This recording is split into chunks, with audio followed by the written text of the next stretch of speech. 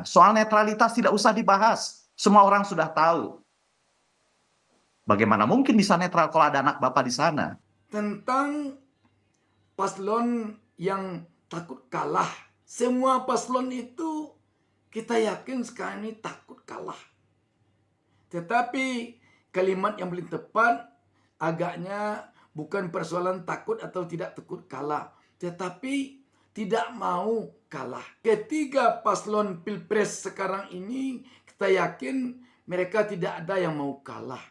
Hanya saja persoalannya mungkin ada paslon yang tidak mau kalah, tetapi untuk meraih kemenangan menghalalkan segala cara, melakukan kecurangan, memobilisasi kekuatan kekuasaan.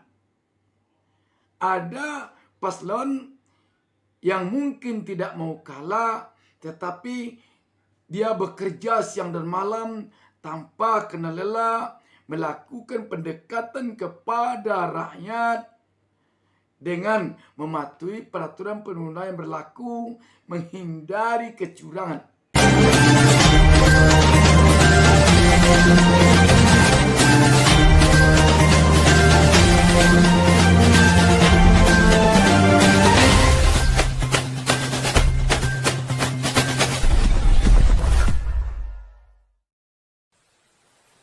Jangan lupa subscribe.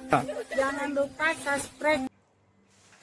Assalamualaikum warahmatullahi wabarakatuh. Kita jumpa kembali. Saya doakan pemirsa kepada Allah Subhanahu wa taala, Tuhan Yang Maha Esa, semoga selalu mendapatkan berkah dari Allah Subhanahu wa taala, Tuhan Yang Maha Esa. Sahabat BN, gelombang pemakzulan yang sejak beberapa hari terakhir ini tampak menggelinding ke publik menjadi perhatian banyak pihak. Dan tak luput ini dari perhatian pakar hukum tata negara yang juga mantan ketua MK Profesor Jimli Asriki. Apa yang dicuitkan Profesor Jimli ini di platform X-nya mendapat tanggapan dari Sekjen PDIP Hasto Kristianto. Pada kesempatan ini saya akan bacakan tanggapan Hasto Kristianto ini. Jakarta, Sekjen PDIP Hasto Kristianto buka suara soal pernyataan mantan Ketua Mahkamah Konstitusi MK Jimli Asriki yang menyoroti gerakan pemakzulan yang muncul sebagai pengalian perhatian karena ada yang takut kalah. Hasto mengatakan gerakan itu justru muncul ketika ada pemimpin yang melanggar konstitusi. Pemakzulan itu kan syaratnya tidak mudah, karena presiden dipilih langsung oleh rakyat sehingga ada syarat sistem. Tapi ketika presiden melanggar konstitusi, maka kemudian muncul gerakan. Maka wacana tentang pemakzulan itu seharusnya menjadi autokritik, kata Hasto saat menghadiri acara Merah Meriah di Istora Senayan, Jakarta, Minggu 14 Januari 2024. Hasto pun menjelaskan sosok pemimpin yang cocok menjadi pemimpin bagi Indonesia mendatang. Ia menuturkan pemimpin harus sepenuhnya dipilih dan didukung oleh rakyat. Sebenarnya kalau pemimpin itu mampu menjadi payung bagi seluruh rakyat Indonesia, pemimpin bersikap adil, pemimpin menggunakan kekuasaan dengan sebaik-baiknya, pemimpin menyadari bahwa kekuasaan itu sementara karena diperoleh dari dukungan seluruh rakyat Indonesia. Jadi gerakan itu merupakan suatu bentuk aksi reaksi imbuhnya. Dengan demikian ia menambahkan PDIP memiliki komitmen menjaga stabilitas politik.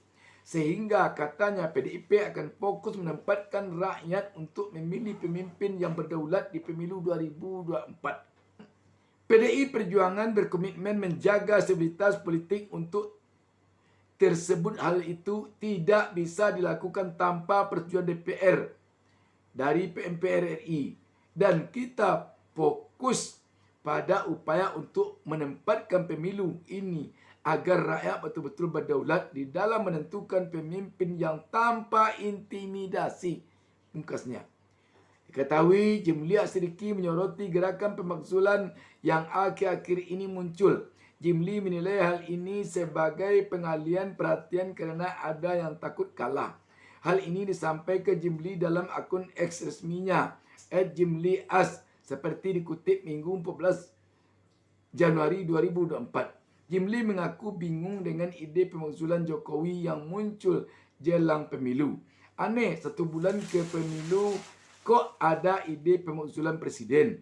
Ini tidak mungkin, kecuali cuma pengalihan perhatian atau kerana pendukung paslon panik dan takut kalah, tulis Jimli. Jimli telah mengizinkan cuitannya dikutip. Seperti dikatakan Hasto, menjadi otokritik hendaknya apa yang menggelinding sekarang ini. Kenapa kok di saat-saat pencoblosan atau pemungutan suara pemilu 2024 tinggal sekitar 1 bulan lagi, kok muncul isu pemakzulan ini? Ada apa? Sedangkan pemakzulan terhadap seorang presiden di negara kita sangat banyak prosesnya. Seperti dikatakan mantan ketua MK maupun MD akan menghabiskan waktu tidak kurang dari 1 tahun. Tetapi kok sekarang ini muncul ini? Ada apa gerangan? Tentu saja kalau ini dijadikan otokritik akan membawa fenomena ini kepada introspeksi bagi aparat penyelenggara negara kita. Mulai dari tingkatan yang paling tinggi, presiden, sampai ke tingkat yang paling bawah, kepala desa. Kenapa dikatakan demikian? Harus kita akui sekarang ini bahwa sulit kita mengatakan presiden kita sekarang ini untuk benar-benar bersikap netral pada pemilu 2024 ini. Sulit. Dan itu diakui oleh para pakar, oleh para pengamat, oleh para tokoh. Antara lain pengamat Profesor Karim Suryadi terus terang mengatakan di media tentang sulitnya untuk meyakini bahwa Presiden Joko Widodo akan benar-benar netral dalam pemilu kali ini. Pak Presiden, kembalilah kepada jalur presiden sebagai presiden yang sudah bersumpah. Sebab betapapun pemilu ini harus diselamatkan menurut saya integritasnya. Kenapa saya bilang harus diselamatkan? Karena kalau soal keberpihakan sudah tidak perlu dipertanyakan. Soal netralitas tidak usah dibahas. Semua orang sudah tahu. Bagaimana mungkin bisa netral kalau ada anak bapak di sana? Dan saya katakan harus diselamatkan karena sesungguhnya integritas pemilu 2024 itu sudah tercoreng dengan keluarnya putusan Mahkamah Konstitusi 90. Meskipun secara hukum sudah final dan mengikat, aturan itu menurut saya hanya akan memberikan kepastian hukum, namun tidak memberikan keadilan. Karena itu kita rakyat merasa alangkah baiknya kalau Pak Jimli tidak mengatakan dalam cuitannya bahwa ini sebagai bentuk pengalihan perhatian karena ada yang takut kalah. Harusnya Pak Jimli, kalau menurut kita, ini mohon maaf, Pak Jimli mengatakan tentang proses yang panjang ini, yang sulit diimplementasikan ini. Ini hendaknya yang disampaikan oleh Pak Jimli bahwa proses pemakzulan itu panjang sekali. Setelah itu baru diberikan pertanyaan. Kalau sudah tahu yang menggerakkan pemakzulan ini bahwa prosesnya demikian panjang, sedangkan waktu menjelang pemungutan suara di TPS tinggal sekitar 1 bulan lagi. Sedangkan penggerak pemakzulan ini mengharapkan Jokowi berhenti atau tidak presiden lagi menjelang puncak pemilu pemungutan suara berlangsung. Ini kan suatu hal yang tidak mungkin. Jadi ada apa? Pertimbangan apa? Di sanalah mungkin terjadinya kesesuaian antara yang disampaikan Hasto dengan apa yang kita perbincangkan ini. Kalau dengan cuitan Pak Jimli sekarang ini yang mengatakan mungkin ini pengalian perhatian karena ada yang tekuk kalah, publik bisa saja nanti mengatakan Pak Jimli ada keberpihakan di dalam menyampaikan cuitan ini. Tidak mutlak dia dalam posisi sebagai seorang pakar hukum tata negara, sebagai seorang mantan ketua MK, sebagai seorang mantan ketua MK. Kalau dia pada posisi seorang pakar hukum tata negara, sebagai seorang mantan ketua MK, sebagai seorang mantan ketua MK yang baru saja dia tinggalkan, tentu dia tidak akan berpihak. Dia tidak akan berbicara atau menulis dengan kata-kata bersayap seperti ini. Ini bisa ditafsirkan orang bahwa Pak Jimli berpihak ke 02. Apalagi bisik-bisik mengatakan entah benar entah pun tidak, anak Pak Jimli caleg dari Partai Gerindra, partainya Prabowo Subianto yang sekarang menjadi capres yang berpasangan dengan anaknya Presiden Jokowi, Gibran. Kalau demikian nanti bisa lagi rakyat mengaitkannya dengan hasil putusan MK baru lalu, yang walaupun hasil putusan MK itu memberhentikan Ketua MK Anwar Usman, tetapi sepertinya putusan MK itu melindungi Gibran sebagai cawapres. Padahal kalau rakyat biasa melihat, yang tak tahu hukum atau orang awam dengan hukum melihat, jika Ketua MK ini diberhentikan karena dia diyakini oleh MK ada keberpihakan, ada ketidaknetralan di dalam mengeluarkan putusan MK nomor 90 yang memberikan karpet merah kepada Gibran untuk maju sebagai cawapres dalam usia yang menurut Undang-Undang nomor 7 tahun 2017 belum cukup umur. Sebab undang-undang itu mewajibkan seorang capres-cawapres berusia minimal 40 tahun. Sedangkan Gibran baru berusia 36 tahun.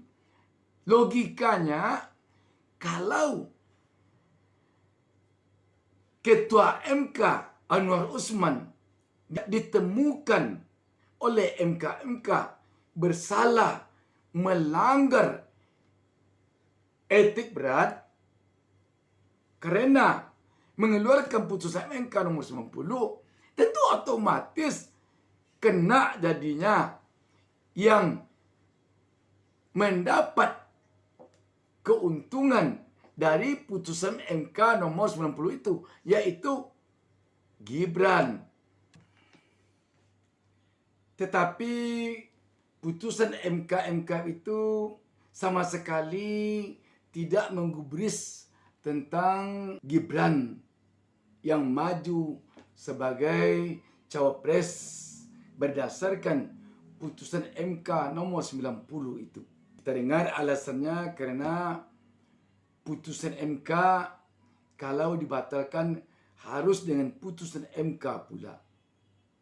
Namun kita orang awam dengan hukum selama ini mendengar kalau putusan MK itu adalah putusan hukum, sedangkan putusan MK adalah putusan etik. Kita mendengar etik itu berada di atas hukum. Kalau memang etik diletakkan di atas hukum, sudah barang tentu putusan MK yang merupakan putusan etik itu bisa mempengaruhi putusan MK yang merupakan putusan hukum. Tetapi ternyata sama sekali tidak. Tentang paslon yang takut kalah. Semua paslon itu kita yakin sekarang ini takut kalah.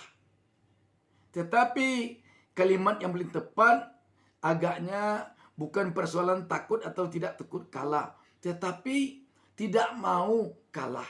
Ketiga paslon pilpres sekarang ini kita yakin mereka tidak ada yang mau kalah. Hanya saja persoalannya mungkin ada paslon yang tidak mau kalah, tetapi untuk meraih kemenangan menghalalkan segala cara, melakukan kecurangan, memobilisasi kekuatan kekuasaan. Ada paslon yang mungkin tidak mau kalah, tetapi dia bekerja siang dan malam tanpa kenal lelah, melakukan pendekatan kepada rakyat dengan mematuhi peraturan perundang yang berlaku, menghindari kecurangan. Demikian, wassalamualaikum warahmatullahi wabarakatuh.